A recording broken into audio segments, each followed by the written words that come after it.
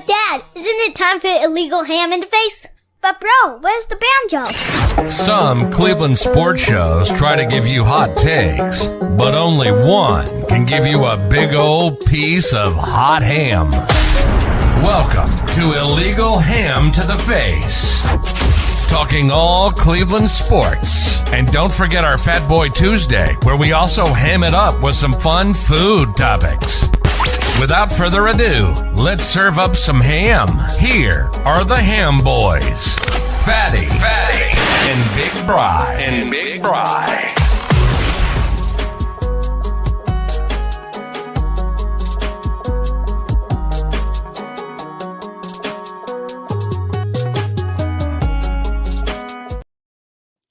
Well, after a deserved week off, welcome back to Illegal Ham to the Face. We are live and we are back. What is going on, big fella? Hey, man. How you doing? I am doing great. Mini vacation kind of helped out. Spring break, gotta love it. We went to New York to Niagara Falls, showed the kids sights and wonders up there, and it was cold up there, Bri. It was definitely a little chilly. But really? Had a little snow? No, it did not snow, but we had some ice accumulation from the falls.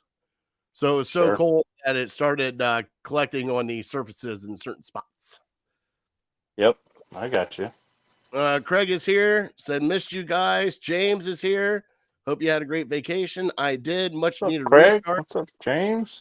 If you guys have followed our social, we are brought to you by City Dogs of Cleveland and the Lake Erie APA in Harold Keel.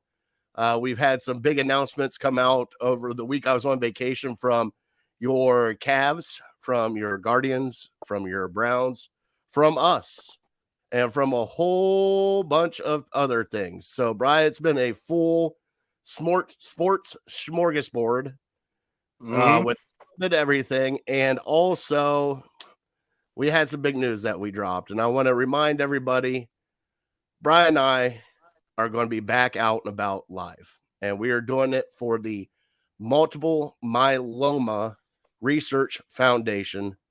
And we have teamed up with Melt Bar and Grilled.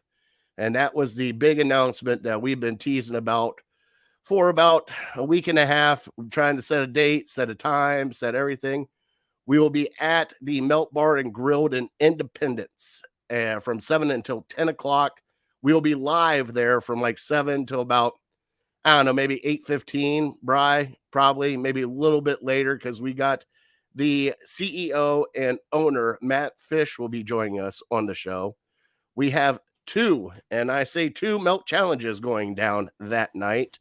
We will have a whole bunch of people who have already RSVP'd. Always Positive J will be there. Harold Keel will be there. Sweet. The Just One More Pool team will be there. And we are about to have a bash, and it is all for the Multiple Myeloma Research Foundation. Now, this flyer, all day, Tuesday, April 25th, you go into the Melt Bar and Grill in Independence, carry out, dine in. If you're there just for drinks, happy hour, whatever, you show this flyer, 20% goes to the Multiple Myeloma Foundation of what you spend while you're there. You just show them this flyer, said, hey, I'm here with the Ham Boys, or I'm here for the ham, and show them that flyer, and you'll get 20% added to the Multiple Myeloma Foundation. So I can't thank Matt Fish and all the people behind the scenes setting that up for us, Bri.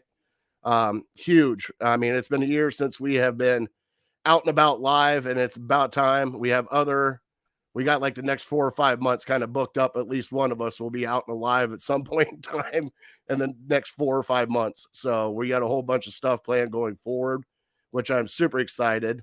Paulie said he is going to try the Melt Challenge, Bri. He already said pencil. Oh, is that right? So we got Paulie's Melt Challenge. So we got a whole bunch of great stuff going on. Did you stop and collaborate and listen to that ice? No, I did not stop and collaborate and listen to that ice in New York. The other big thing we got coming up is actually this weekend, Brian. I was talking to you about it earlier. We got Pucks for Paws for City Dogs Cleveland on April 2nd. This Sunday coming up. Proceeds go to the Cleveland APL and also City Dogs Cleveland. So if you want to come out, have a good time, watch some hockey, come watch Cleveland Monsters. I know my family will be there. Bry's talking to his wife and probably bringing his dog possibly. So What we got a time does lot. it start? Noon. It's a noon game. Noon. Okay. Okay, that might help. That's good. So that's perfect there. The other thing we got coming up, here's the other one, Bry. The Browns tailgate for City Dogs at the WJ Green Lodge in Berea, May 20th, 1 to 7. Potluck of food. It's all tailgate food. Bry or I, 2 years ago, we were there, Bry, I believe. We didn't go last year. Other stuff going on. But they got music, they got raffles, they got games, they got adoptable dogs, and so much more. There is all the information that you need. It's a $10 donation to just show up, drink, talk Browns, and have fun with a whole bunch of people. We've been part of City Dogs. Well, we've known City Dogs since the first one that we went to, Bri. So like I said, if you guys want to go to that, $10 donations is all you need. Illegal Ham has already put in a $40 donation, and that is even for me or Bri right now. We will put our money in here a little bit later. So we might give away a couple of spots to go to that tailgate. We'll do a little trivia later on here in the next couple weeks or so. And then, Brian, I'm just getting winded here. And then the last thing that Beth from City Dogs wanted me to show was the 2023 City Dogs Run CLE 5K. It's going to be out at Edgewater Park, June 10th at 9 a.m. They're taking signups at City Dogs of Cleveland, or you can contact Friends of City Dogs Cleveland, search them on Facebook, and get a hold of them. And now that I've gotten that all out of the way, what is going on, bud? I have missed your face. Taking a week off, it feels weird, man. It feels so weird. I was sitting there, I'm like, it's Tuesday. I should be doing something right now. So you know what I did? I stuffed my face with chicken wings, right? Oh, is that the day you went to Anchor Bar? Yeah, it is the day I went to Anchor Bar and had some of their delicious original wings. Look at those. I sent you, Brian. Now, granted, Brian, the wings were fantastic. I'm not saying they were not. Service, yeah, little sketchy Really? on the. They only had 2 servers. It wasn't that it was horrible. It was just it was a wait. Let's just put it that way. But the wings, they're actually really good, Bri, compared to Cleveland wings. I mean, that's the original home of the Buffalo wing. And I'm not going to say they were horrible. Yep. They were actually really good. And I'm not going to throw any shade on them, but I'm going to say probably top 5 wing I've had in my entire life. So we're going to go with that. Top 5. Top 5. That's pretty good. I'd say that's really good. I've had wings for better, but these ones were they were like the extra crispy. And then when you bit into like the middle part, Bri, the chicken was like so soft on the inside, it kind of just like melted as soon as you were biting into it. It was really good. Okay, not bad. Yeah, try. I wanted to go there. Because it's how close to downtown Buffalo is it? So we went to the one half hour. Yeah, so it's just outside of Buffalo. We went to the one in Niagara that was just right down the street from our hotel. So it's a chain kind of up there. Well, it's almost like how we have used to have cleats. It's almost like how we have like Wink and Lizard.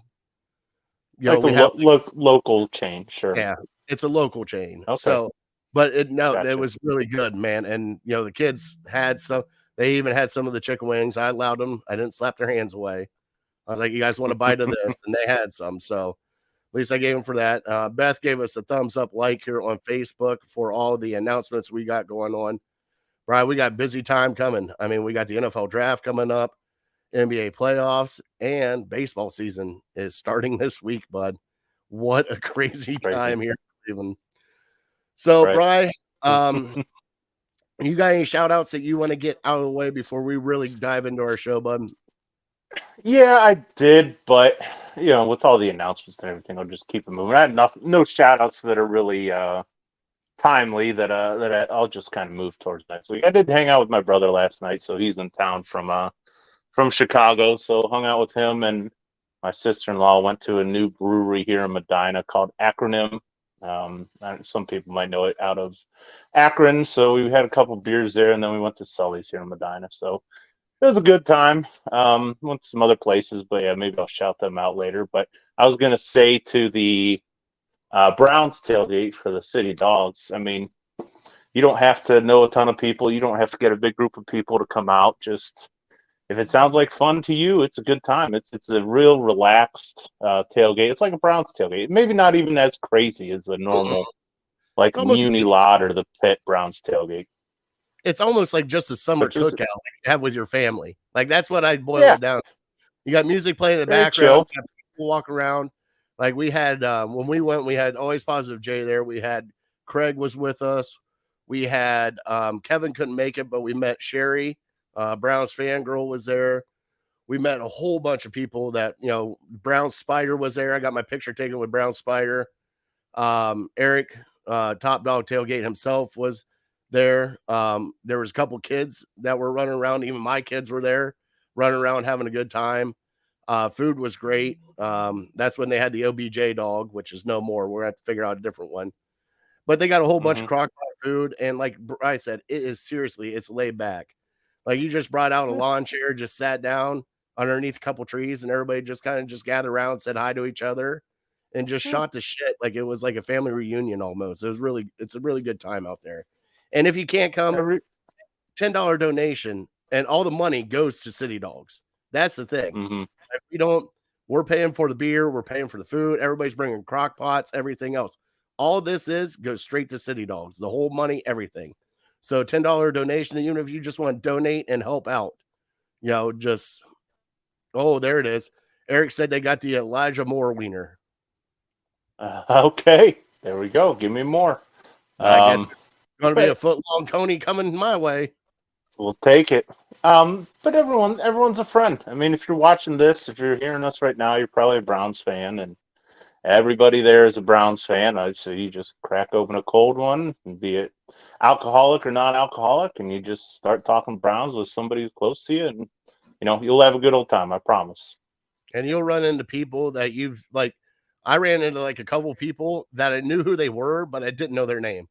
And then Sherry gave name tags to everybody, so it's like that's how I know you. What's going on? Like What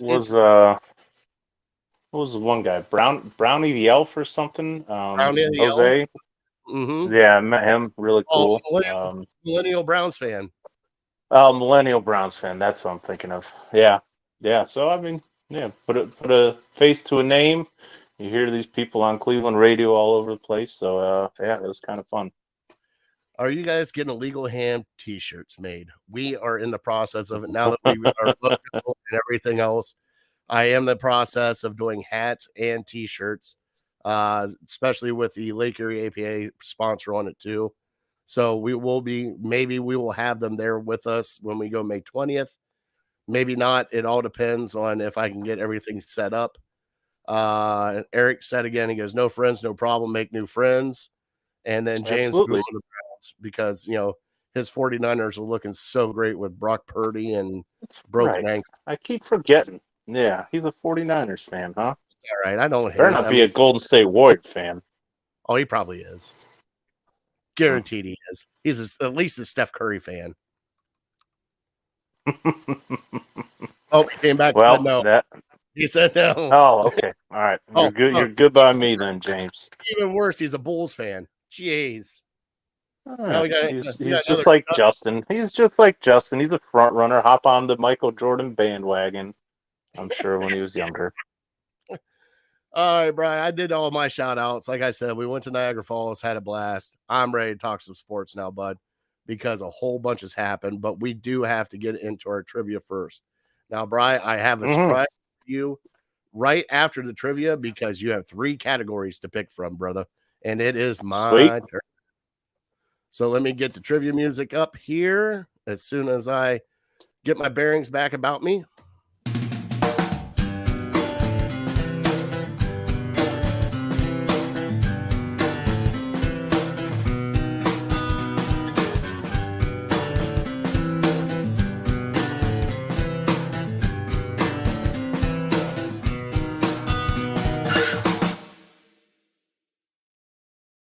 Now, first off, our trivia is brought to you by City Dogs of Cleveland, and I got to show you our new City Dog we had this week, bud. We did have our 2. Mom pulled up the wrong show tonight. I got Oh, our two dogs that we had the past 2 weeks, Chico and Mary Lou, have both been adopted, which is absolutely Awesome. amazing. We'd love to hear that. Mm-hmm. Also are doing right now from the 24th through the 31st of March, $21 empty the kennels. Right now, kennels are full, $21 adoptions. You can't beat that. $21 adoptions. And our dog this week, his name is Alonzo. All right. And Brian, you're going to get hit with the eyes, buddy, because the eyes on this dog are piercing. Alonzo, it has beauty and brains, but he's got a lot of beauty. Alonzo is extremely charming, vivacious, but he's no Rhodes Scholar. We love him. He's quirky charms. If you can get to tell from his wandering eye, Alonzo is a little all over the place, loves to play, and can almost turn anything into a game. He's always happy and excited, and a bit oversized puppy for someone who wants training or basics. We know for sure Alonzo will be a riot and very fun best friend forever. His ideal family will be one with a sense of humor, and that will help him mature into his best boy he can be. Alonzo is a year old and weighs 43 pounds. Look at that beautiful dog, Bri. The eyes did it for me. Those baby blue eyes, just husky eyes. So if you would like to get a hold of Alonzo, let me get the banner up down here at the bottom, the ticker at the bottom. There's their number, there's their email address, and how you can set up and meet a city dog down there at the bottom. Please do it. Let them know that you're coming from the Ham Boys, and they will take care of you down there. Bandwagon. See, Justin comes right in with the bandwagon. I knew he was out there somewhere. I just had to throw a little jab at him. Look at that. Rabbit ears comes out, and here he comes. You talk a little bit about Jordan. So I'm sorry, Justin. I know you were born and raised in Chicago and go all the way back with them. Oh, this is great. Jose's here, but I can't read what he said. Speaking of Chicago bandwagoners, on cue, Jose. He actually, I can't understand it because it picks up my voice too. And half of it says, you know that the ham's coming from you, Ham Boys. And that's all it says. So I love to talk to text with him. Kind of makes sense. I know. So, Brian, trivia today, buddy. You have your chance at food trivia. You have your chance at basketball trivia, NBA basketball trivia, or NCAA wrestling trivia. Oh. Well, the only one I feel like I got a shot at is NBA. So give me the NBA. All right. The Cleveland Cavaliers have clinched a spot.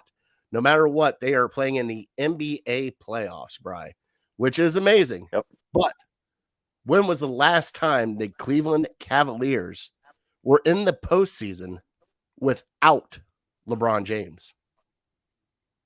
Now, this is not a trick question of yours where the play-in tournament last year counts as postseason. Nope, that doesn't count. That's bullshit. They're locked into the postseason. They're actually having a series, okay? No matter what, they're guaranteed a series in the playoffs.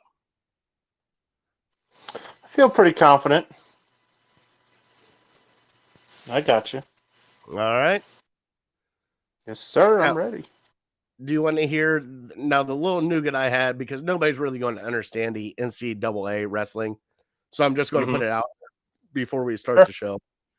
Spencer Lee was going for a 4-time national champion from Iowa. All right. Bri, there are only 5 4-time national champions in the history of NCAA wrestling. 5. So what he was trying to do is almost like Tiger Woods climbing, winning how many Masters to catch Jack Nicklaus. Like that is like the elite of the elite when it comes to it. And another kid did it. I believe it was this year to make number 5. And I believe the last that did it was 2000. I think I know one person. Who? Oh, shoot. Now, I might butcher his name because I might not get it completely right. Cale Sanderson. There it is, buddy. Is that right? Look at me. NCAA. Where'd he go? Iowa State? He went to Iowa State, but he's a unicorn, Bri. You want to know why he's a unicorn? Why is He that? did that entire run undefeated. He never Is he the lost. GOAT? He is the GOAT. He had never lost He's the GOAT. one match from high school all the way through college and even won a gold medal, Bri. That's how good Wow. that man was. He went 157-0. Sheesh. Unbelievable. It's just crazy. But like for what Spencer Lee, the kid from Iowa, did, and coming back on injury, he was still injured, and coming back and trying to do the 4-time national champion and just falling short. I mean, he made it all the way to like the quarterfinals semifinals. And that's where he got beat out at right there. I mean, like just I sheer discipline and the training that goes through to win 4 times in a row. And Brian, it's not like a normal tournament. Like they're wrestling like 20 kids to get to the finals. Wow. I actually did see. I saw it because, and it sticks out to me because they showed his mom, and when he lost, they showed his mom take her glasses off and break them into like 7 pieces. So like his mom was pissed off, and yeah, it was all over ESPN. So I got a kick out of that. That was pretty funny to me. Well, the meme that's going around now is Baltimore doing that because Lamar Jackson's not coming back.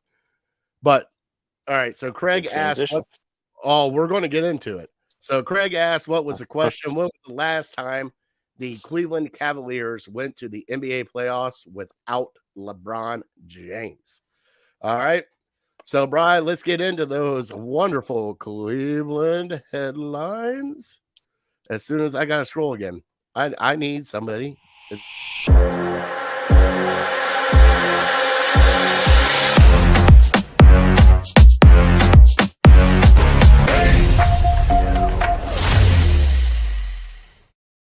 All right, so first off for Cleveland headlines, it's not even Cleveland. Lamar Jackson, quarterback of Baltimore Ravens, came out blowing up yesterday, March 2nd, told the Baltimore Ravens, you guys have not met any of my demands or where I want to be paid at. See ya, trade me. So, Bri, that is one AFC North quarterback that is going to be gone. He is a very young quarterback. A lot of people are questioning what's going on, what the market is for him. Everybody is coming out saying it was Cleveland's fault because they guaranteed Deshaun Watson $230 million, blah, blah, blah, blah, blah. And everybody's saying that because the Browns gave that guaranteed contract. Let me first off just say, yes, there was 13 other teams going for Deshaun Watson. The Cleveland Browns were the only one to guarantee that contract. Nobody else is going to guarantee that entire contract except for the Cleveland Browns. And you know something, Eric? Yes, he is franchised. He doesn't have to sign it. He could just sit out. They can even tell him, you know something, we're going to pay you just to sit out. And he doesn't even have to tender. He could just sit on the sidelines like Le'Veon Bell did the one time. So he doesn't have to sign anything. So, Brian, what's your reaction on that huge news that came out about Baltimore? I love it. I mean, it's what we've been waiting for like my brother and I were talking yesterday. We've been waiting for this for 20 years. For the Browns to be above the Ravens and the Steelers, and it seems, I know the Steelers are still, the Steelers, and they're going to be 500. Seems like forever. But you have a perfect opportunity now with this news. The Ravens, their team is getting older, and now their quarterback wants out, and they might have to go searching for somebody else. Now, they've proven in the past that they can find quarterbacks, unlike the Browns in the draft. So I'm not confident saying that they'll be down for a very long time, but at least for now, I mean, they're a complete mess. And so I can't get enough of it. It seems like the Ravens have been a relevant, consistently winning franchise ever since they moved from Cleveland. And so I've just been sick of it. So I know they haven't lost, a ton of games. They haven't have like a top 5 pick yet in the draft or anything. We're just projecting that. But right now it doesn't look good for them, and I'm all for it. Give me as much as you want. Hopefully they have a couple more stud players demanding and asking for their release or trade, because this is awesome. This is what we've been waiting for a very long time as a Browns fan, for the Browns to have a brighter future than these two powerhouses in the AFC North. And the other thing that I kind of laugh about is they traded for Roquan Smith, who was there for what, like 3 months, and they gave him like the most guaranteed money of a defensive player ever. And they're like, oh, we don't need to worry about Lamar. It's all right. We'll pay the guy that's only been here for 3 months. Like, that's got to be a slap in the face for Lamar Jackson. Like, you're going to pay this guy who just showed up, and I'm the one that's been out there the entire time. This is amazing, guys. Awesome. But also, it's kind of weird, though, because he represents himself. He's his own agent. So that's the other thing that's kind of the little thing that's kind of like a quirk in this whole thing. Oh, and it's just it's fascinating to me to like really, we don't honestly know what the Ravens ownerships are thinking, because I don't know what's going on behind the scenes. We all kind of think maybe possibly potentially all these NFL owners have come together and say never again, we won't give any other quarterbacks or NFL players at all this guaranteed money of 230 million, 250, 300 million guaranteed. We're not going to do it. And so I don't know. Maybe Baltimore is comfortable giving that to him, but they've given the word to these other owners that, hey, not here, not with us. We're gonna come together and we're gonna stand as one, and we're not going to give anybody all this guaranteed money like the Browns did. And so we don't want to set a precedent like that. So I don't know. I don't know what they're thinking. But it's coming up roses for Cleveland, like I said, and this upcoming season keeps building, keeps meaning more and more and more, and you just hope that we have the right guys in place to really make a run this year, because our season or our schedule will not get a whole lot easier than it's going to be this year. Projecting that Mahomes and Allen and Burrow and Lawrence all keep getting better, and Aaron Rodgers now, it looks like keep getting better over the next 5 to 10 years. Unless Deshaun Watson's right there with him neck and neck. I mean, this is the time for us to, I think I heard today that our over under is 8.5 maybe. Mm-hmm. I mean, I think you have to win at least 10, probably 11 games for me to be satisfied this year, just because it's put up or shut up. It's now or never. It's, prove to me that you've been building for this for years now, and you almost kind of gave up last year to try to look towards this 2023 season. So, put your money where your mouth is. I mean, there's no room for error, in my opinion. Yeah, and we'll see what happens. I got a little take on that when we get into the Browns talk here a bit later, bud, because I got a little doozy for you that I threw out on Twitter that a couple people got a little upset about, but no deal. This week, starting, I think it's Thursday night, the Guardians are opening baseball. We are playing in Seattle at 10 p.m. on the West Coast swing against Seattle, Bri. The bad news that came down yesterday and part of today, Tristan McKenzie is going to be shut down for at least a few weeks due to something in his shoulder. Got to get that right. But everything else going on with this lineup and everything that is they've added with Josh Bell. Also, I think it was Jimenez today got an extension, a 6-year extension for $100 million, I believe it was. Wow. At least I think that's what I read. I'm not sure. They're also in discussions about extending Ahmed Rosario. So they're trying to keep this young core kind of together and keep them here for a while.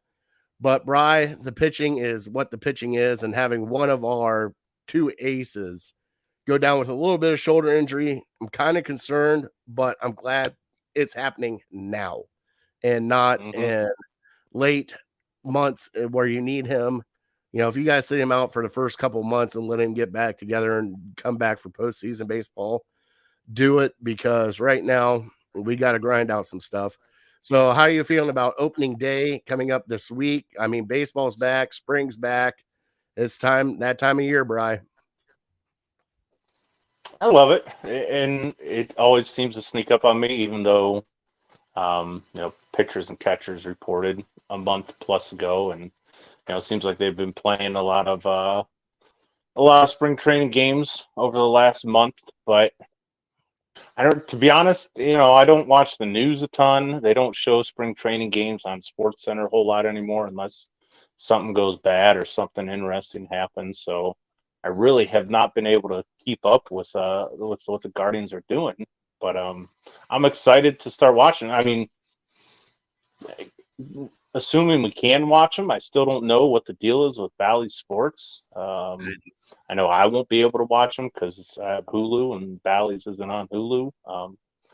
But at some point, it'd be fun to watch them. And I was going to ask you, like, just what are your expectations for the Guardians this year? Because we kind of almost had very low expectations, or kind of almost even came out of nowhere last year to do what we did. But you have one successful season. We want to see that same product again this year, and even more, I think, with a young team. You want to see them grow even better.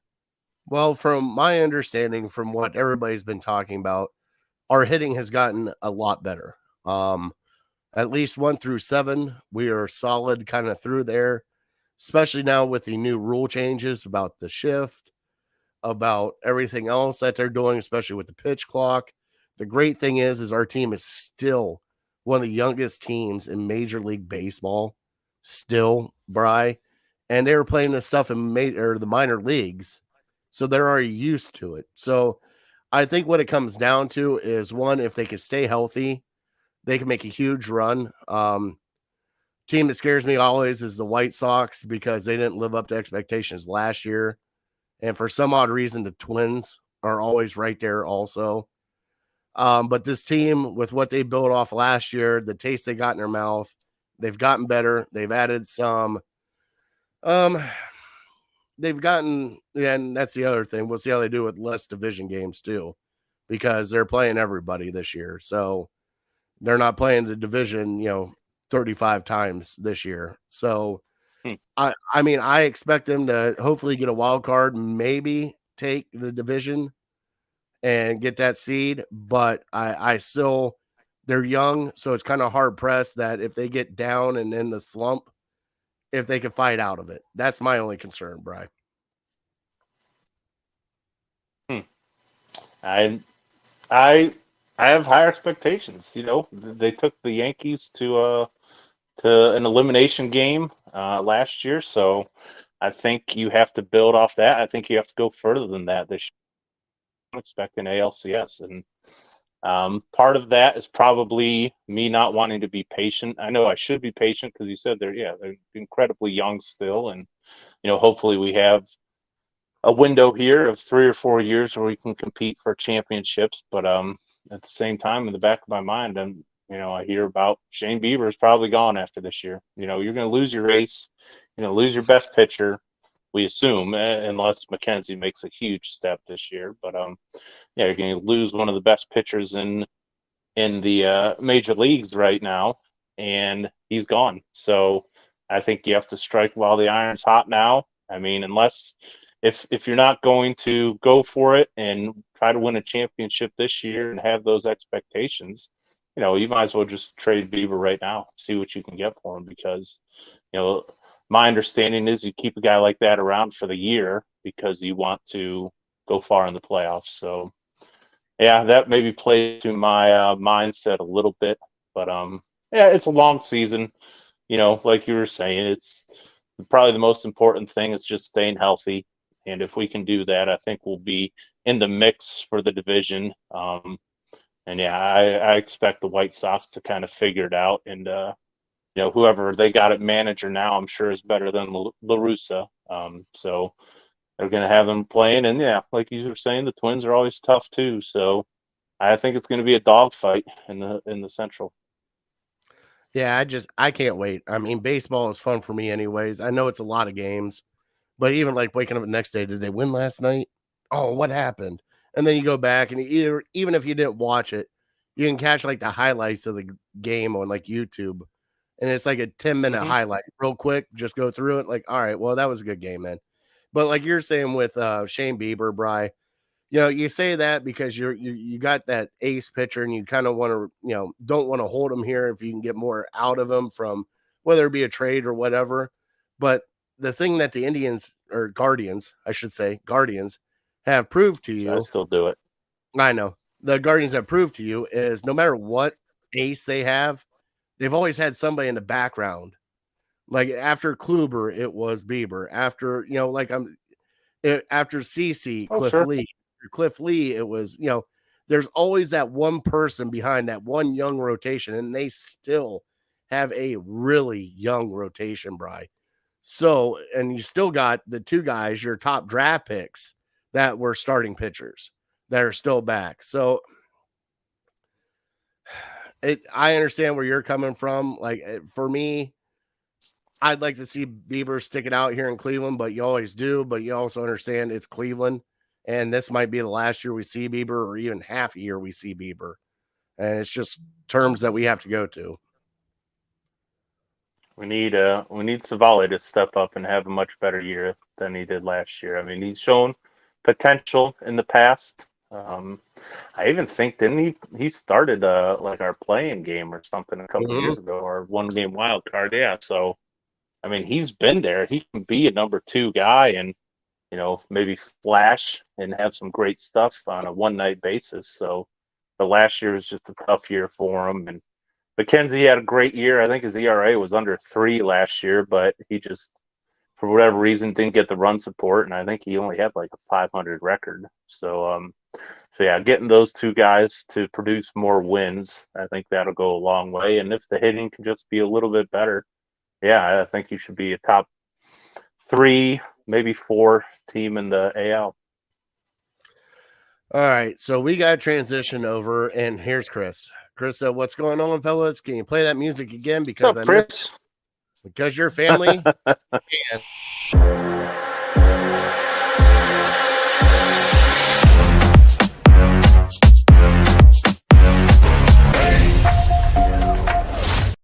that's all you get. So, Bri, the other thing that happened this week was your Cleveland Cavaliers clinching a top 6 spot in the NBA playoffs, Bri. 5 years since the last time we were there. I don't count that playing game. They're right now in 4th place, which would give them a home court playoff series. They're trying to get 3rd place, which would be even better if they could, because then you won't have to play the number 1 seed if you make it through the first round, which would be probably Milwaukee. So those are things going on. But I need, and I'm telling you right now, Bri, I am pounding the table. They at least have to get the 4 seed, Bri. I don't want a 5 seed. I don't want a 6 seed. I need them to get the 4 seed, Bri. The reason why, the Cavs are 30-8 at home, Bri. 30-8. How crazy is that? They've won 47 games, 30-8 at home, Bri. If you get a home court advantage in these playoffs, it is going to be huge for this young team. Yeah, I mean that's kind of how it goes with younger teams, with teams that are maturing, with teams that are kind of new to success in the league. They do a lot better at home where they're comfortable, and so it's not a huge surprise. But yeah, it would just be nice to, because you're not really afraid of anybody in the East. Maybe the Bucks.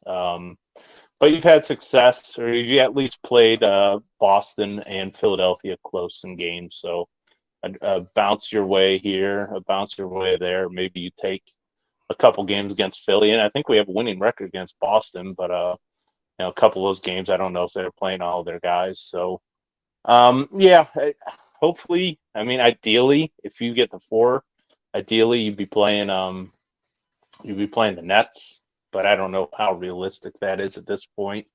The Knicks have taken a little bit of a tumble. I think that's the team we'll probably end up playing, and I'd welcome that. I'm not too afraid of them. I know Brunson has had a great season, and Randall has had potential over the last couple of years, and really up this year, I think. But yeah, I would prefer to stay away from the Heat. Jimmy Butler in the playoffs is just a different animal, and he's not somebody that I really want to be messing with. And Spoelstra is still a pretty good coach. Adebayo is a guy that can give Mobley some problems in the post. So yeah, give me the Knicks or the Nets. I'd ideally take the Nets, but yeah, I'd be fine with the Knicks. I think you can beat the Knicks, and I don't even know if you need it to go 7 games. You can beat them in 5 or 6, I think. I just want for once the home field advantage without LeBron James, Bri. Because for years, like we've been as Cavs fans for years. It's not the early years, the later years. Like the early years, yeah, we were all excited to be there with LeBron, playing the Celtics with the tree-headed monster with everybody. But this playoff, I would love to see at home because this Cavs team actually deserves the home court advantage. You had Darius Garland, who was drafted, homegrown talent. You had Evan Mobley, drafted, starting to show signs of a superstar, Bri. He's taken over a couple of these games late. You got Donovan Mitchell, who you traded for, who has this. But what's happening in the last probably 10 games of this team is it's not just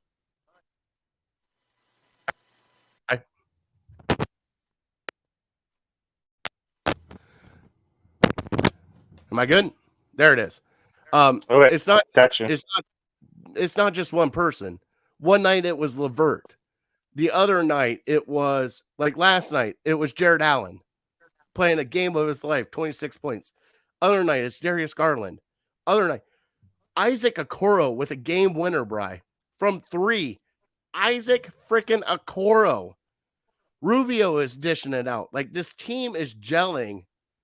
And it's not just one person. It's a whole multiple of people doing this, Brian. It's not one person taking over a game. Like you're going to have to actually defend this Cavalier team. And I'm actually enjoying it because you never know what's going to happen with this team. Like, I watched a game where a guy missed 2 free throws and we ended up winning the game in overtime. I watched a game where Donovan Mitchell missed a free throw to tie the game. And then we ended up with a 3-pointer from Okoro to win the game. Like, it's just been nuts with this team. But I'm loving every minute of it because it's so exciting. Yeah, that's what this team's going to need to be successful in the playoffs. You know what you're going to get with Mitchell, Garland, Allen, and Mobley, your big 4. And this is what we've talked about, since the beginning of the season. Okay, those 4 guys, 4 potential all-stars, you're good there. You don't have to worry about them. Sometimes some will play better than others some nights, but those guys are going to carry your team. But also, you need somebody else to step up. And it's been pick and choose. It's kind of been, fish in a barrel, trying to figure out who is going to step up every single night. And it's at times guys like you said, Okoro and Jetty has had some big games. Levert has had some big games.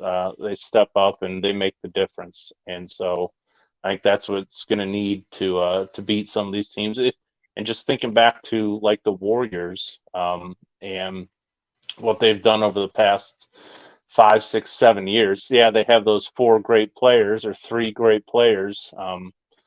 But it's usually somebody else that steps up, and Andrew Wiggins and Andre Iguodala, who's these role players that step up and just have these big games, and that's how they're able to win championships. Because Steph Curry, Klay Thompson, Draymond, those guys aren't going to go for 90 points every single night.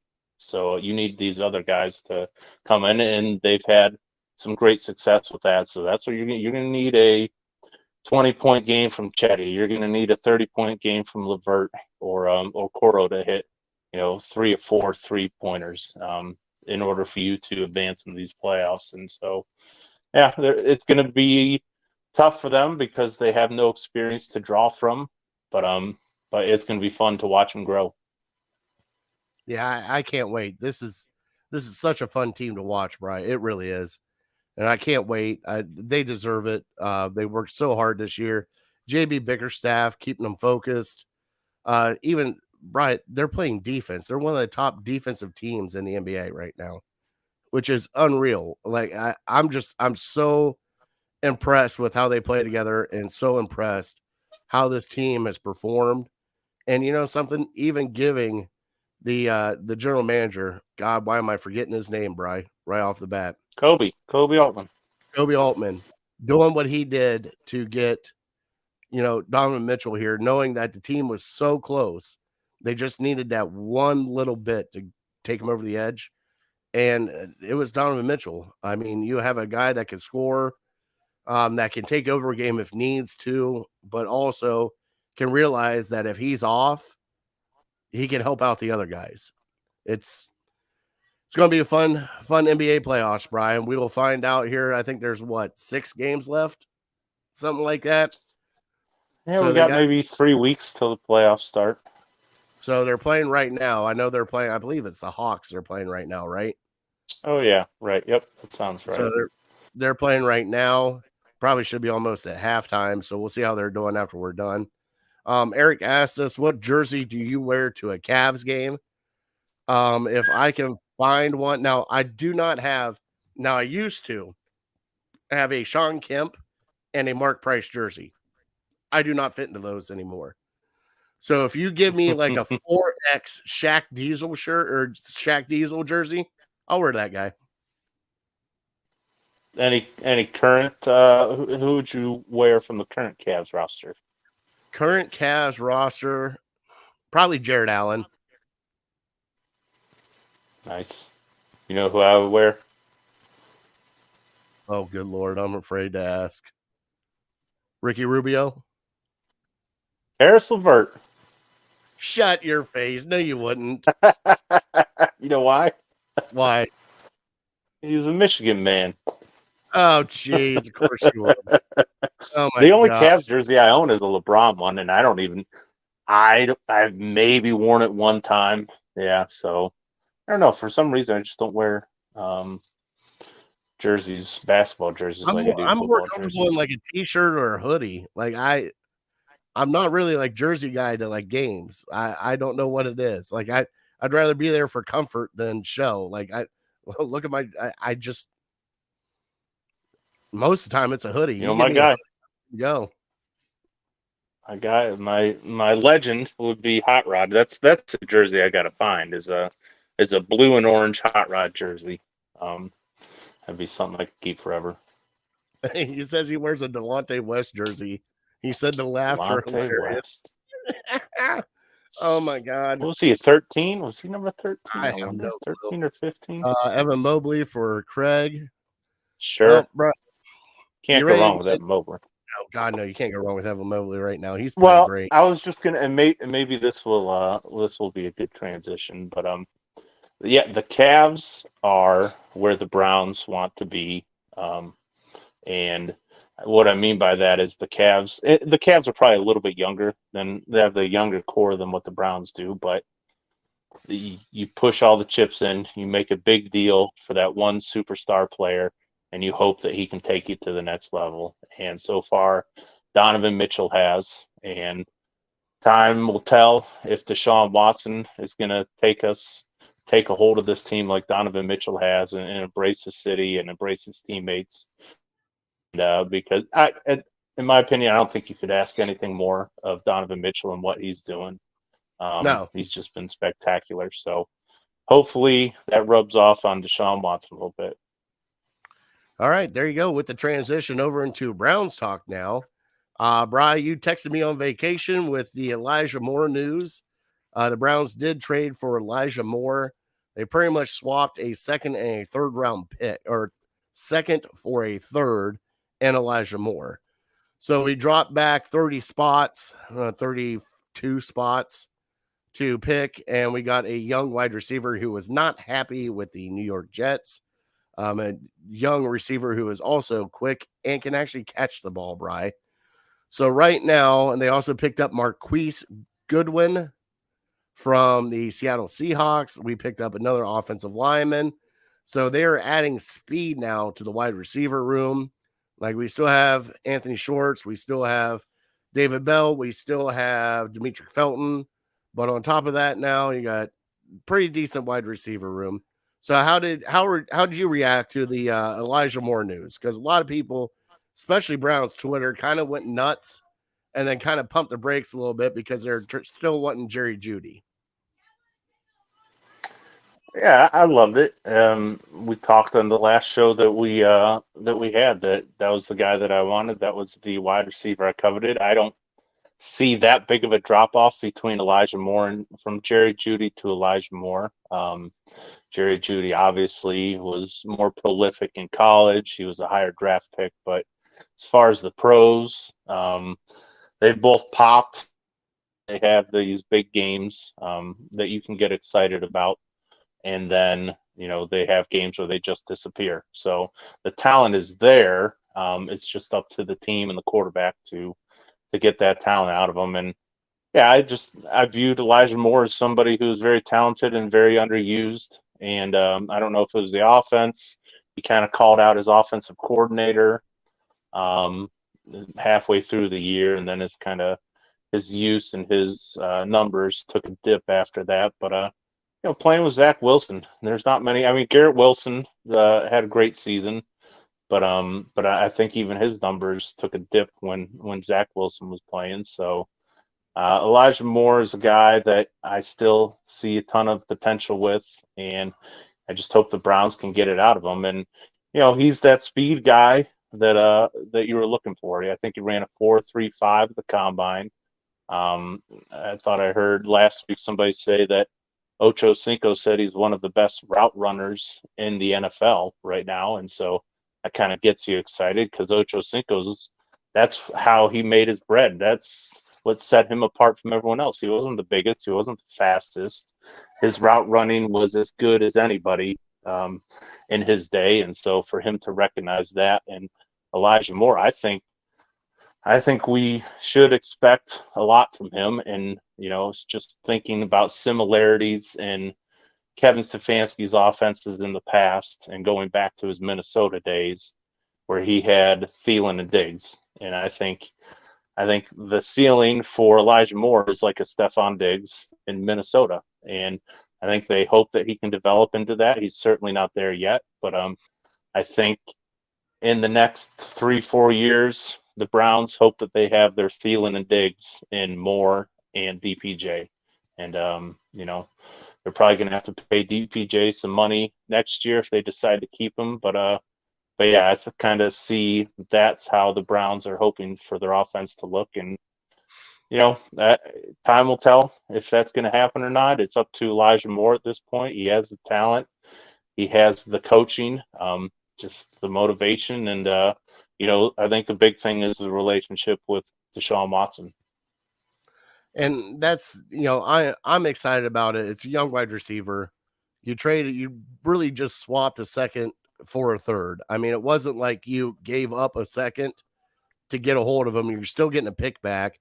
You still got 2 picks in the top 100. Now they're not in the, not one in the top 50, but it's not like you can't package your two third round picks and move up and get somebody you like or move back. So the only thing that I am tired of, Bri, is this whole narrative of winning the offseason. All right. And Jay and Kev on Voice of Land podcast said it great. I think I'm with them. I'm kind of past winning the offseason. Like, I want you to win games now. I don't kind of like, yes, it's nice that you're making a little bit of splash, you're adding all these guys, but until you put it out in the field, I kind of don't care right now because it's got to work out on the field. It's not like every year we've always been the off-season champions. Like, we picked up this guy. Oh, that guy's great. I can't wait till he gets here. We've done it. Kenny Britt, Dwayne Bowe. Like, we've had these guys come in and it's just not happen. And then the other thing is the other thing I brought up that I really kind of I rubbed a lot of people the wrong way. Pump the damn brakes, people. This is not a Super Bowl team yet. Okay, you could be all high hopes and now we got this guy, we're going to be a Super Bowl team and, this is going to happen because Deshaun Watson's our franchise quarterback. Until Deshaun Watson gets back to the player he was 3 years ago, this is not a Super Bowl team. This all depends on Deshaun Watson now. So hold your expectations, curb him a little bit, and let's see if he is our franchise guy. You're paying him like a franchise guy. but he's got to do better than what he did the last 6 games that he did. And this full season will prove that. But I don't want to hear like he's going to come out firing, like he's going to be the MVP and he's going to throw for 6,000 yards and 56 touchdowns and he's going to be a top 3 quarterback, because we don't know that yet. We haven't seen that yet. So just slow down. I know you're excited, Browns fans. I know you're excited. I'm an excitable boy too. But slow down a second. Just pump it a little bit. Well, that's all we have is the off season. When you've sucked for 20 years, in season sucks. You can't get any excited about anything during the season. So, yeah, I understand why people get excited about the off season, but yeah, I mean, any move you make, even if the Browns trade up to the first overall pick and draft Will Anderson, it doesn't mean a damn thing until you start getting W's in the win column. So, yeah. I don't know. I mean, it's something to get excited about when there's nothing going on, but yeah, I don't. If people are honestly changing their predictions from, oh, Browns hopefully make the playoffs to, hey, we got Elijah Moore, we're a Super Bowl contender now. I mean, yeah, that doesn't make a whole lot of sense if you really understand football. He makes the Browns a better team. So, and he has a lot of potential. A Marquise Goodwin, who's just kind of like a role player.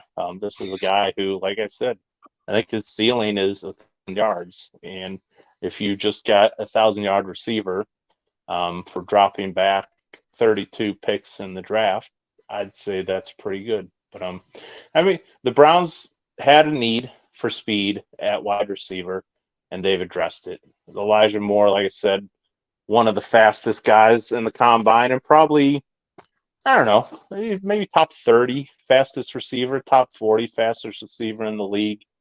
But then you also got Marquise Goodwin, who he's definitely on the back half of his career. But at one point, he was maybe one of the fastest guys in the NFL. Schwartz is still one of the fastest guys in the NFL. And let's not forget about Jakeem Grant, who is still, hopefully, even after his injury, one of the fastest guys in the NFL. So the speed's not the issue anymore. You can argue that these guys are not polished receivers, not great route runners, don't know how to get open. That stuff is all fair.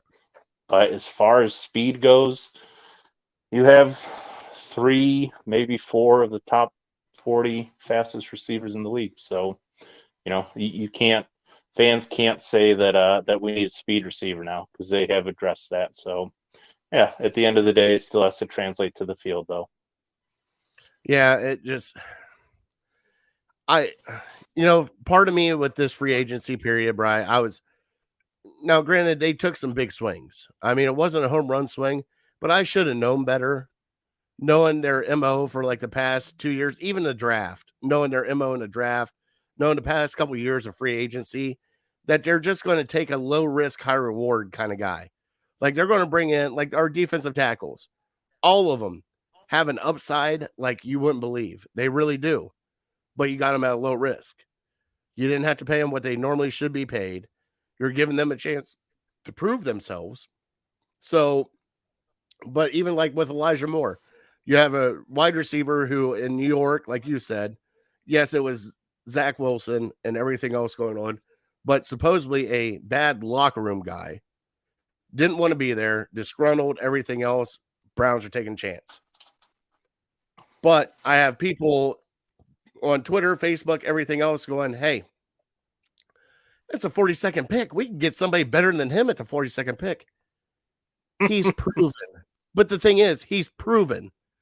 He's got 2 years. Andrew Berry has showed you he cannot draft better people at the 42nd pick. So, what? I mean, Grant Delpit, JOK, those are the best you're going to do at the 42nd pick. I'm not saying that Elijah Moore is great or anything like that, or he's a no-brainer, going to be better than that. But yeah, people want to go back to the George Pickens pick last year. We had a chance to take him, and we traded down and let him go. And he seems to be a good receiver with Pittsburgh, but he could have a sophomore slump too.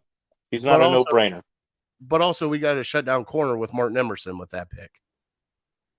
with the 3rd-round pick. Yeah. Yeah, yeah, that So was a good it's pick. So it's not like it's a they're going to. crapshoot. What I like about this whole thing is they've added speed at wide receiver, Brian. They've taken care of the defensive tackle, middle linebacker. They got Anthony Walker back, which I'm so excited for because I think he deserves to come back. For sure. They did pick up a safety. So right now, this draft that they got coming up, Brian, is pretty much a swing for what you want to swing for. There's not a glaring need. Like there's needs. I'm not saying there's not needs on this team still, but they kind of cover them up a little bit, and they don't need to reach for somebody. They can let somebody just come to them who they think the 4th-round pick going, well, God, we had him going in like the 2nd or 3rd round. Well, we could take him right here. Look at him. He's dropping right to us. Let's take him. They don't have to. They're letting the draft come to them, which is actually really nice. Now, granted, next year, they only got 4 draft picks next year, Bri. That's it. So if you guys think that they're going to trade up and give assets away, expect trading back a lot to pick up some extra picks for next year. Just saying. Oh, just where the franchise is at. I'm fine right now with trading trading draft picks for proven guys. Would you rather have a 5th-round pick who maybe might be making the team this year, or would you rather have Amari Cooper? Yeah. I'm cool with trading these draft picks for guys that are veterans that we don't have to wait 2-3 years to develop. We don't have to wait on a David Bell or a Anthony Schwartz to develop and hopefully one day, contribute to this team. But they can still develop, though. That's the thing, though. They have guys that are in the league in front of them that they still can develop behind them. It's not like they can't develop. Right, and that's what the good teams do. You're not counting on your 4th and 5th-round picks to make impacts on their rookie and 2nd year. They can sit there. They can be special teams guys. They can develop, maybe play here, make a play there. So, yeah, I'm totally cool with it. And I mean, thinking back, yeah, I know it's just the off season, but I think the Browns had about as good of an off season as I could have imagined. I mean, just realistically looking at their situation, looking at their cap situation, looking what they needed, I feel like they addressed every need, and we have above average guys at all those places. Some people wanted Javon Hargraves, throw a ton of money at him. Let's get him, and then let's get some below average safety. Let's get some below average wide receivers here that are fast, and maybe just get Marquise Goodwin. And they would have been more happy with that. I'm happy with, I think Tomlinson's an above average defensive tackle. I think Elijah Moore is above average. I think Juan Thornhill, average, maybe a little bit above average just because of the experience he has and the experience in the big games that he has. I'll take my chances with him. But yeah, and then Obo, he showed flashes. I think he has that potential that we talk about, but I don't know what you're going to get with him. And like I said before, that kind of is a move that shows me that they are counting on these guys, these defensive ends that they drafted last year, to have a bit of a role in their defense this year, and maybe let Obo just be the speed rusher on 3rd down. So you can't address every single need with the best free agent in every single position. We weren't going to get Hargraves and Jesse Bates and trade for Jerry Jeudy. I mean, what would you have to give up for Jeudy? They said they wanted a 1st. You're probably going to have to give up at least a 2nd and maybe a 4th or a 5th. Yeah, maybe a player. So, I mean, if you give me those 2 options between what we gave up for Moore and what we would have had to give up for Jeudy, to me, they're pretty similar players. Jeudy obviously was a tremendous college player, but as a guy who had him in fantasy last year, I counted on him a lot, and I got a lot of 30-yard games from him, and maybe 1 or 2, multi-touchdown games, or a 100-yard game here, maybe a 100-yard game there at most. And so, also I'm happy. Yeah, right. Russell Wilson crapped the bed, and so that's the thing with these wide receivers. You just don't know. And the success of the Browns' year is not going to come down to Dalvin Tomlinson. It's not going to come down to Elijah Moore. It's going to come down to Deshaun Watson being a top 10 quarterback like we've seen in the past, and hopefully Jim Schwartz whipping that defense into shape. And, I mean, that's it. If those two things both fail, the Browns are looking at probably another below 500 season. And the other thing they've done, Bri, is they have added to the special teams. They've added some special teams aces along with Jakeem Grant. They got the guy from Atlanta who is a cornerback who also played a lot of slot. They also got a linebacker from who we received from, Bri? Oh, not Anthony Walker. Houston. Am I right with Houston? maybe. Well, they got the tight end from Houston. Got the tight end. Atkins. But it's just right now they're doing the Bears. There it is. Thank you, Craig. What's the mic? Craig. Thank you, Craig. Now this is what. Craig. Okay. Now, Eric, I have been pretty good all show and not getting too excited. What about Stefanski meeting OBJ today? Oh, I didn't hear that. I could give 2 fucks less about OBJ. I don't want to hear. What does that mean? Name. I don't care about him. I don't want to hear his name. So if the Browns sign him, you don't care? I don't care. You want to know why? You know what's going to happen? He's going to blow out his damn knee again. He's going to get injured. He's going to get pissed off. He's going to start cussing at other people. And it's just going to end badly like it always does with every team he is on, right? So it sounds like you don't want him. I want nothing to do with him. Okay, so you do care. You hope that they don't get him. I pray they don't get him. I pray they're not that so you stupid. do care. You want nothing to do with him. I want nothing to do with him. Nothing to do with him, Brian. That's fair. I He's understand. too Yeah, I watched FanDuel on Twitter go, is OBJ a Hall of Famer? No, he's not a Hall of Famer. Shut up. No. Like, why would you? Oh, man. Oh, we're about to have a fatty on fire. We're just going to bring that one back. I'm not even going to get into that. That's an interesting question because he had 2 or 3 spectacular years. Is that enough to put you in the Hall of Fame? I don't know. I don't think so. I don't think so. Hey, guess what? Josh Gordon had 1 spectacular year, Bryce. Should he be in the Hall of Fame? There you go. Yep. Sure. Yeah, I think that's a very premature conversation to have. But yeah, I mean, I would be surprised. I would be almost shocked if OBJ could get back to, even 90% of what he was. So I don't know why you would bring him in. I mean, I can't trust him anymore, Bri. I can't.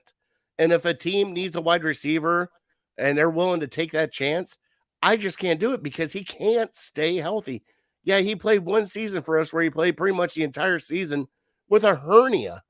Like, kudos to you. I'm glad you did it.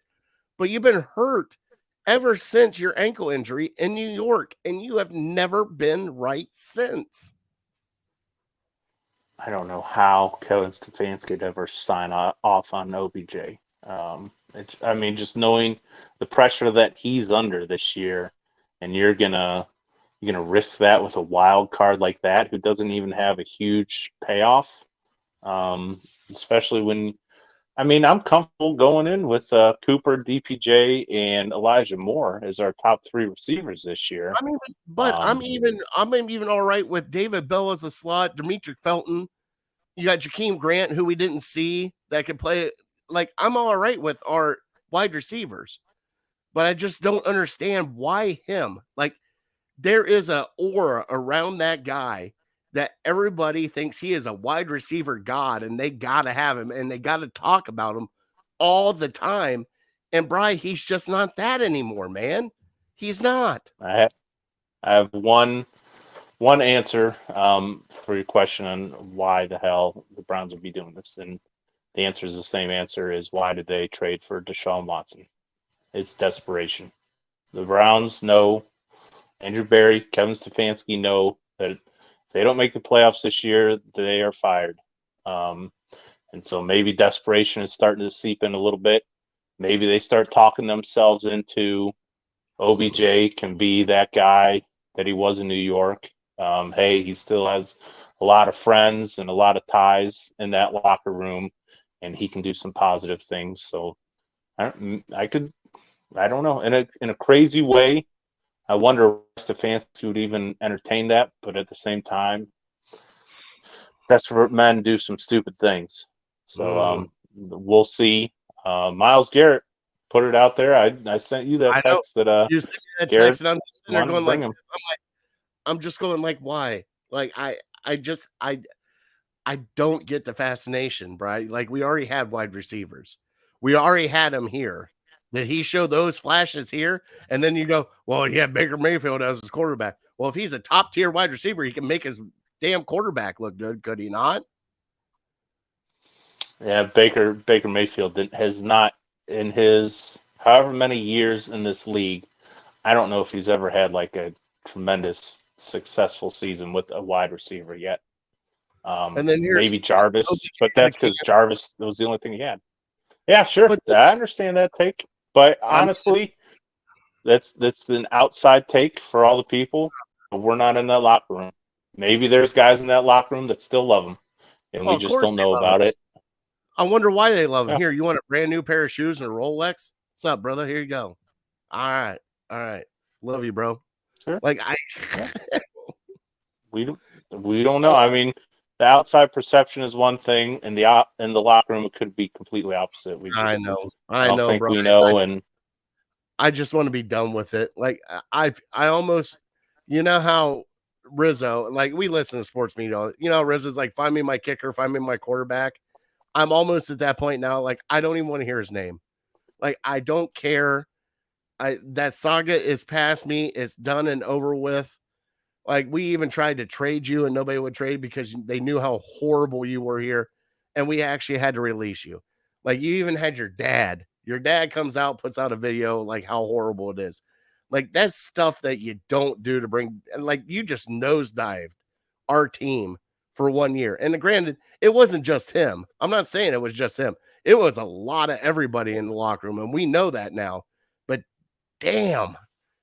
Oh yeah, he lights it. He lights it up so much for the Super Bowl and then blows out his knee about a quarter in. Yeah, he lights it up so much. Get out of here.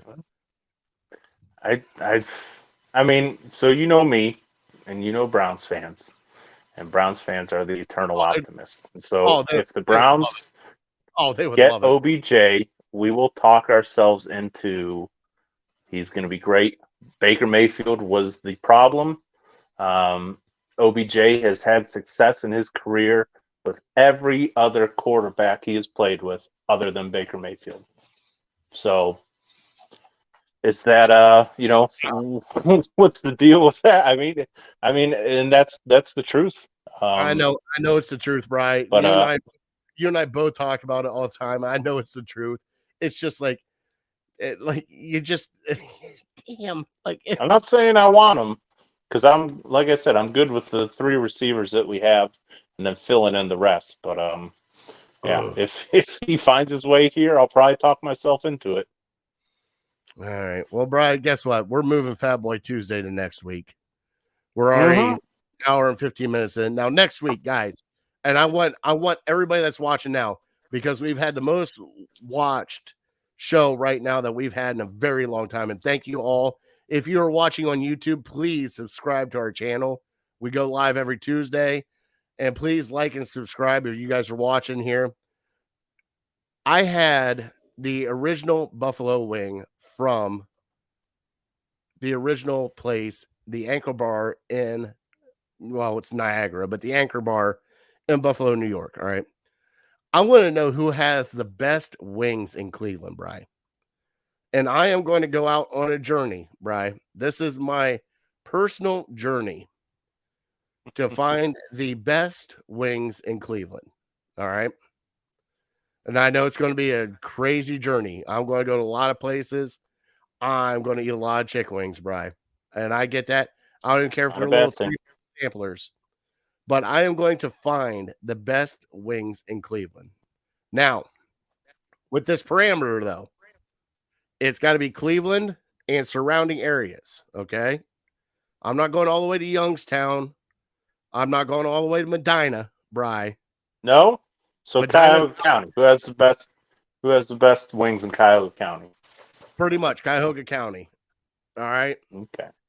I mean, that's where I got to draw the line because I'm not traveling for some really stellar drink, even though I will travel. Shut that. I You're am that missing fat. out. On tap down here, they got some of the best wings I know of. Oh, I'm Have not you never talking been? on tap. No, you and I were supposed We to got to go. get you there. Yeah, we got to get you there. It's a good place. All right. Well, we're gonna Beautiful see. patio. Maybe during patio season. It's coming up. Oh, I can't wait for patio. Hey, how about we do just a little recorded, like 30 minutes of me and you sitting there smoking a cigar and drinking scotch? Yeah, how about 30 minutes of us just chomping down on the wing buffet? I'm sure that'll Pretty get a much. lot of hits. That would definitely get a lot of hits. Monday They're gonna be like- nights wing buffet. I'm telling you. they're going to look at me and going, God, is he still breathing? How is he eating and not breathing at the same time? And how does he not get sauce all over him? What is going on with this guy? It's going to be crazy, bro. Sir, and all you can eat wing buffet is not a challenge. Put the fork down. Yeah, no, it is a challenge, Bri. It is. All right. So, Bri, let's get our trivia before we get into our top three. All right. Now, I gave you other trivias. I will save the other food trivia for later. It's actually a pretty sneaky food trivia. But I asked you, when was the last time that the Cleveland Cavaliers, all right, went to the playoffs without LeBron James?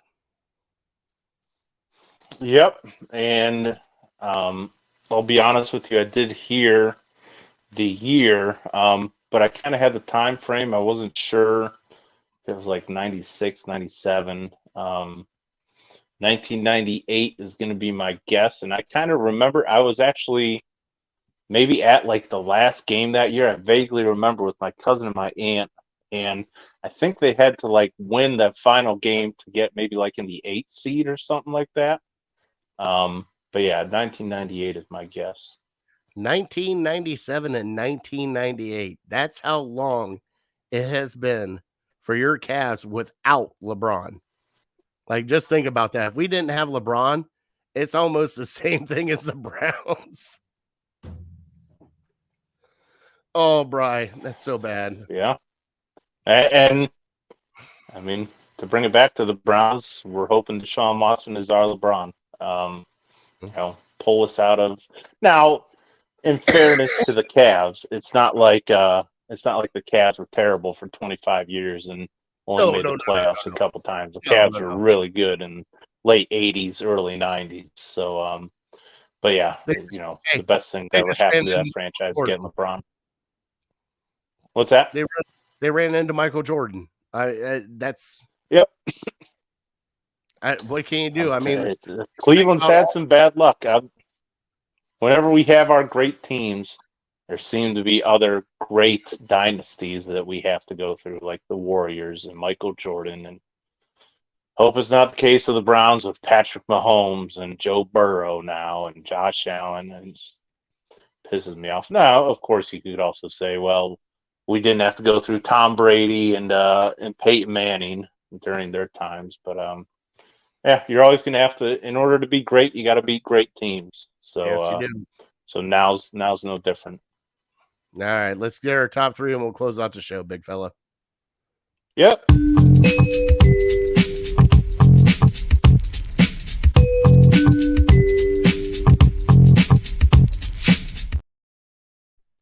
Now, I didn't tell you specifically because we haven't talked before this. So our top three today is U.S. vacations. All right. And I just went on a vacation that a place I've never been to. I've never been to Niagara Falls. Went up there with a kid. I've actually never been in the state of New York. So that's the first time in the state of New York for me. Yeah. So I'm marking stuff off for the kids. So I brought up top U.S. vacations and I brought up states that you have never been or places you've never been that you would like to go just to see. Like I wanted to go see Niagara just to see Niagara Falls. I feel like that's just like a bucket list thing that you've got to go see and especially experience for yourself, even if it's just one time. So, Bri, Sure. would you like to go first with your top three, or you want me to go three with me with my top three? Yeah, I'll go first this time. And just to clarify, these are places we have not been that we want to go. Yeah, we've never been, but we would like to go check out, Want like to the go. Grand Cool. Canyon, or like Yellowstone National Park, or like Seattle, or even a city, like a place that you've never Okay. been in the United States that you'd like to go check out. Okay. Gosh, sorry. Um, Anywho, I got so my top three almost has like a little bit of a sports flair to it, to where um, there's sports things that I want to do in these cities or states, and I'm gonna go my number three, Baton Rouge, Louisiana, because if you're down there, you got to go see an LSU night game on a Saturday, and hopefully a big one against an Alabama or something like that. I've never been to Louisiana, um, so I think it'd be fun to go there. I hear it's a different world than the rest of the United States, so it'd be fun to experience that. And my number two, you kind of hear the same thing. It's a different world than the rest of the U.S. and it's Texas. Um, Specifically, if I had to pinpoint down like one city, I might say like Austin. I think it'd be fun to go to Austin, but here San Antonio's great. Dallas, Fort Worth area would also be pretty sweet to take it all in. So yeah, maybe a week's vacation down there and just kind of tour around. And then my number one, it's a state I've been to, but not a place I've been to. The state of Georgia, the city is Augusta, and I'm guessing you could probably figure out what I want to do down in Augusta, Georgia. Coming up For here in this 2 weeks. is it what's this weekend that's big going on? It's not this weekend. It's the Starts Final next week. Four this It weekend. starts next week. Like, Starts wow. So in like 8 days, 9 days, it starts. I think so. WrestleMania is this Sweet. weekend. I know that. Okay. Um, but Oh, I I can't think, wait. God, I swear, I think it's next week, but I'm not 100% sure. I But think you're right. That's about the right time frame. It would either be next weekend or the following weekend, and I'm not sure which it would be. Early April. now, number three for me, bud, and I gotta go with you, Texas. I want to see what everybody has told me, that Austin, Texas is absolutely amazing, and you got to go check it out at some point in time. So Texas is number three for me, Brian. Number two is Seattle, Washington. I don't need to see the Space Needle, anything else. I've never been to the West Coast. I would love to go see the West Coast. And I just, for some odd reason, Seattle, just it, Seattle or Portland, one of the two, either or, just to go check out a city like that, just because it's not norm for us here in Cleveland. You know what I'm saying? Like, we're Sure. used to, lake effect snow and just shit weather. They're used to shit weather, but not the lake effect snow that we get. And then number one for me, Bri, and my wife and I have talked about it. I would actually love to go to Alaska and just check out Alaska. Hmm. It's a totally different world up there. Sure. It's like we talked about doing like now everybody does like the Caribbean cruise. We talked about doing the Alaskan cruise. My mom did it a couple years ago. She loved it. I would And imagine it's got to be tough getting used to. Would you try to plan it to where there's like 24 hours or 23 hours of sunlight or completely I don't know what I darkness? would do with 23 hours of sunlight. Like the 23 hours I darkness. know. I know what I would do. I would be like a grizzly bear. I'd wake up, eat, go Right. back to sleep. Sure. It would be tough. Like I'm telling you. 23 hours of Mess with sunlight. your moods. Oh, but the thing is though, like I just want to see the wilderness, Brian. That's kind of like my thing. Like going to Niagara and just seeing the state parks they have there. Like we went up to the Fort Niagara. We actually got to be on Lake Ontario. Now we couldn't see Toronto from there because it was so foggy from everything else. But just being in that area, and like honorable mention, I could give well, I don't care about California. Let's just put it that way. Like, it would be fun to go like certain places, but if I was going to go Mhm. anywhere in California, I want to see the granddaddy of them all. I want to go to Pasadena, see the Rose Bowl. Just look at it. Like, it for me as a Big Ten fan, as an Ohio State fan, just going just to see it. I don't care if anybody's playing, just to look at it and like how big it is would be amazing. Sure. We have more annual precip than Seattle. That's crazy. That is true. Like Cleveland, if you want to look it up, that's the other thing is everybody's like, well, Seattle's got more. If you look it up, Cleveland and Seattle are almost the exact same for cloud cover for a city. Like, it's unreal. Like my mom's sitting there, she goes, "Sun's shining today, son. How is it outside?" I'm like, it's cloudy and drizzling. Where the hell are you at? Like, you are not Depressing. here. And sometimes it can be. The winters are hard here, but we get through them, Bri. We're here at the end of our show. Hey, Thank we're you through guys. it now. I know. I pray we're through it. There's always one more, Bri. There's I always was just asking my wife. Yep. Will we get one more snow this year? I think we will. I think we're going to get one It's been more. pretty mild. Yeah. Pretty mild. Don't be throwing it away yet. Don't Guess be what putting that what's that? Guess what I had to do Sunday before my vacation? What's that? One snow band sat over top of Pepper Pike, Ohio, and dumped 7 inches of snow over Pepper Pike, Ohio. We had 7 inches of snow on Sunday that I had to plow before I went on vacation. It didn't stop. That's one thing I don't miss. Bri, I was so upset. The snow band, the snow belt, secondary snow belt. I mean, when you're not in those areas, you just completely forget about it. Because you say 7 inches of snow. Like down here in Medina, I might have got 1, maybe 2. And so it's just it's like a different world up there, even though it's pretty close to half hour away. My wife texted me. She goes, "Where the hell are you at?" I'm like, "I'm at work." And I sent her a picture. She goes, "No." I'm like, "Look at the radar." There's probably nothing at your house. Bri, I got to 480 and 2. By the time I hit Garfield Heights, sun was shining, birds were chirping, everything's all hunky-dory in Garfield Heights the rest of the way home. It was, honestly, it was from Bedford probably all the way up to just past Mayfield. And that's where it just sat. It just sat right there. And I'm just watching. I'm like, come on, man. Come on. It's not moving.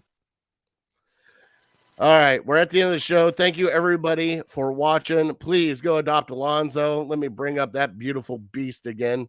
Such a cute dog. 1 year old from City Dogs. Look at that face. Can't say no to that face. We have the Pucks for Paws on this Sunday at noon for the Cleveland Monsters game. And we have the other stuff that I have put up. Like I said, if you want to donate for the WJ Lodge for Top Dog Tailgate with the tailgate that they have there, please get a hold of us or him here in this banner. And this will be the last banner I put up today, Bri. I promise. Go out, check them out. Other than that, Bri, got to thank our troops, first responders for everything they do. We love them so much. They protect us. I can't thank them enough. And like I said, if you guys aren't doing anything the 25th of April, come out and hang out with me and Bri, and a whole bunch of people will be eating cheese sandwiches all night and probably drinking brandy. We'll see what happens. But on that note, Bri, God bless them. Question about the Cleveland tailgate. How do you buy tickets online, or you just show up day of with $10 in hand, or what? No, you get a hold of us via Cash App, Venmo, anything else. You get a hold of us here at Illegal Ham of the Face or at Top Dog Tailgate. What's that about a 5K? Justin, I will tell you after the show. It is June 10th and it's for City Dogs. But if you get a hold of us here at Illegal Ham of the Face, or you get a hold of Top Dog Tailgate, whether via Twitter or Facebook, or message us, PM us, you know where we're at. That $10 will get you in. We will take your name, take your donation, and you're locked in. We have a whole sheet of names so far. Right now, we are probably, what are we? We're probably about 150 people in right now. So we're still wanting to sell at least 150 more tickets. So if you can, please help out. Should be a blast. Yep. God bless you. God bless America. All right. I am that fat guy. Thank you guys so much for watching. Please click that like and subscribe button in YouTube and on Facebook and Twitter. Love you guys. Thank you so much for watching. We are definitely uncorked, unloaded, and we're out. Say it.